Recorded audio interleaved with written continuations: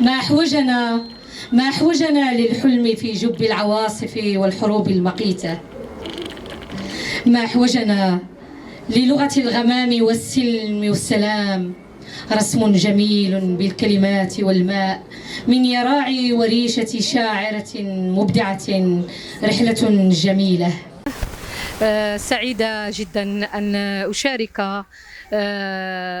هذه يعني الزاوية الأمينية الغازية بمدينة مكناس، الملتقى النسوي الأول الذي نظمته يعني على امتداد 3 أيام، ابتداء من يوم الجمعة 17 نوفمبر 2023 إلى غاية يومه الأحد.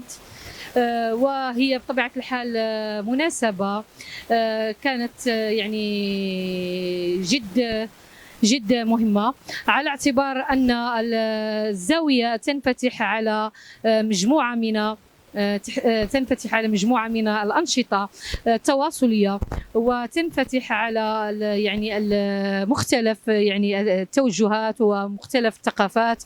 وطبيعة الحال تأتي مشاركتي اليوم في الملتقى يعني الشعري الذي نظمته الزاوية، حيث احتفت بالمرأة الشاعرة، وبطبيعة الحال هو احتفاء أيضا بالمرأة بشكل عام.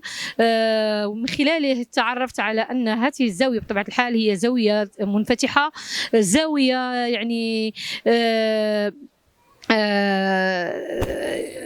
يعني تنفتح على الاختلاف. وبطبيعة الحال كانت مشاركتي بنصوص شعرية متنوعة تصب في غالبها في البعد الإنساني والبعد الاجتماعي، ويعني بطبيعة الحال تحضر قضية فلسطين على اعتبار أنها قضية جميع المسلمين وجميع العرب. وعلى هامش هذا الملتقى طبعا كانت هناك فقرات أخرى للتعاونيات النسوية من خلال عرضها لمجموعة من المنتجات المحلية من مدن خنيفرة ومدن رشيدية والجوار، بمعنى أن الزاوية أيضا تمجد يعني العمل النسوي من خلال احتفائها بالمرأة بشكل عام. وخير دليل على ذلك أن المريدين أو مريدي هذه الطريقة وهذه الزاوية يعني هم من مختلف يعني التوجهات ومختلف يعني الشرائح الاجتماعية. وبطبيعة الحال تأتي يعني